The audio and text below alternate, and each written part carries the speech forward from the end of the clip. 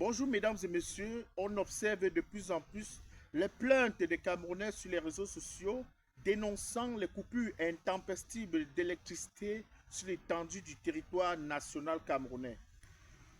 Certaines personnes même qui ont soutenu ouvertement le régime RDPC pour que cette situation perdure ont fait les publications pour se plaindre sur les réseaux sociaux. Je m'en vais rappeler que le Cameroun est un pays béni par Dieu puisque le Cameroun, la plupart des communes et départements du Cameroun portent le nom des cours d'eau.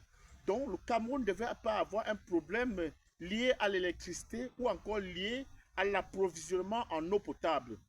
Je m'en vais rappeler aux uns aux autres que le Cameroun a conçu beaucoup d'éléphants blancs. Et quand on fait les annonces, tout le monde est fier.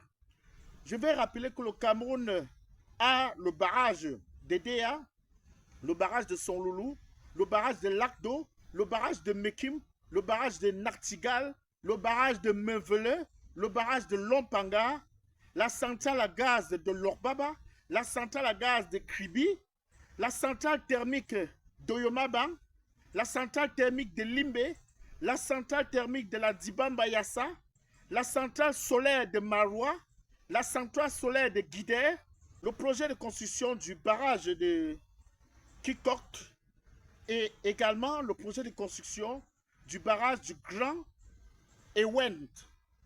Donc, à l'heure actuelle, le Cameroun devrait être à mesure de fournir l'électricité dans toute la région de l'Afrique centrale. Mais comme nous avons les dirigeants médiocres, les dirigeants bons à rien, qui n'arrivent à rien faire pour leur population, on a les problèmes d'électricité au Cameroun. Avec tous ces barrages, nous avons le problème d'approvisionnement en eau potable. Les Camerounais qui sont dans les zones où se trouvent les cours d'eau, où on peut décentraliser et que les communes parviennent à donner de l'eau potable aux Camerounais. Non, on a concentré ça dans la main d'une seule société. Ceux qui ont l'habitude de nous demander de venir faire ça au Cameroun ou bien que nous allons mourir en exil.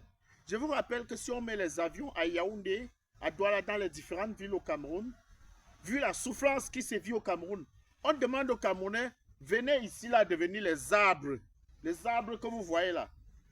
Certains Camerounais vont entrer dans l'avion là pour venir devenir les arbres ici. Donc, pour ceux qui se plaignent, ici, depuis que je suis ici, on n'a jamais coupé l'eau, on n'a jamais coupé d'électricité. Il n'y a pas ce problème-là. Quand je froid, je mets le chauffage. Quand je chaud, je mets la climatisation.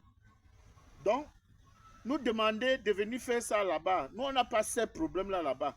Ou bien nous, on va mourir en exil. Nous, on préfère mourir en exil là, en vivant au moins bien.